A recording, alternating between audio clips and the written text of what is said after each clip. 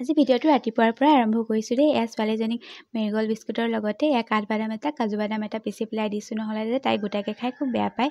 সেয়ে এনেদৰে পিচি পেলাই দি দিছোঁ মেৰিগ'ল্ড বিস্কুটৰ লগতে মিলাই পেলাই কাপটোতে দিছোঁ। আপোনালোকে ভাবিছে চাগে কাপতে দিছে বুলি। তুমি ভাল ছোৱালী হয় নে নহয়?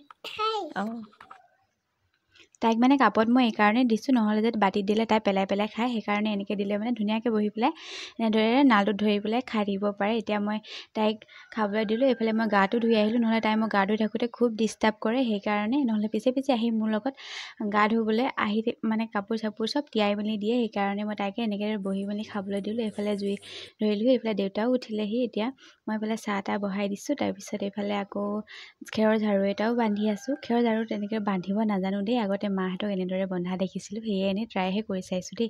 এয়া খেৰৰ ঝাৰু এটা খুব প্ৰয়োজন হৈ আছিলে, কাৰণ আমি এতিয়া পাকঘৰটো বনাই থকা হৈছে যে, মই কৈছিলোঁৱে চাগে।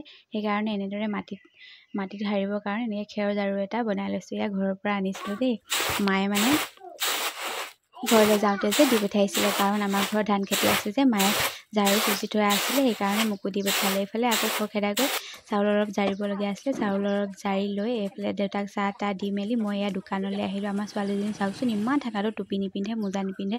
তাই মানে টুপি হাত মোজা পিন্ধিবলৈ খুব বেয়া পায়, সেইকাৰণে এনেকৈ মোৰ লগত আহি গ'ল। এতিয়া মই দোকানত কাষ্টমাৰ আহি আছে, ইজন সিজনকৈ মই এয়া বস্তু দি আছোঁ।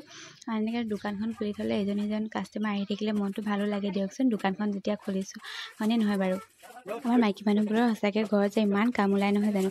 এইফালে আকৌ মই দোকানৰ পৰা গৈ এতিয়া ঘৰত কাম বন কৰিবলগীয়া আছে। দেউতা অহালৈকে ময়ে থাকি দিছোঁ। এতিয়া আকৌ ঘৰলৈ গৈ এয়া সন্ধিয়া টাইমত ছোৱালীজনীক ড্ৰাই ফ্ৰুটছ অলপ খাবলৈ দিছোঁ। মই এনেদৰে ড্ৰাই ফ্ৰুটছ দি অলপ মানে তাইক খাবলৈ দিওঁ কেতিয়াবা কেতিয়াবা। তাই এতিয়া ড্ৰাই ফ্ৰুটছখিনি দি দিলোঁ।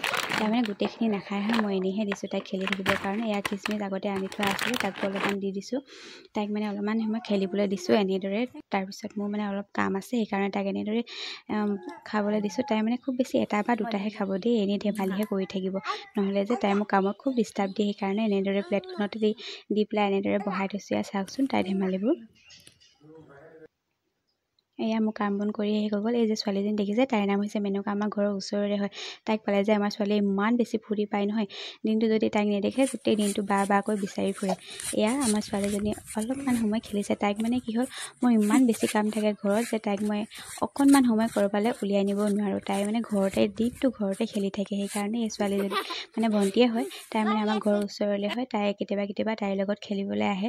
তাই মানে লগ পালে খেলিবলৈ খুব বেছি ভাল পায়, কাৰণ তেনেকৈ ওচৰত তাৰ লগত খেলিবৰ কাৰণে তেনেকুৱা লগ নাই যে, সেইকাৰণে তাই খুব ভাল পায় লগৰজনী লগ পালে মানে। ইয়াত তাই ধুনীয়াকৈ খেলি আছে।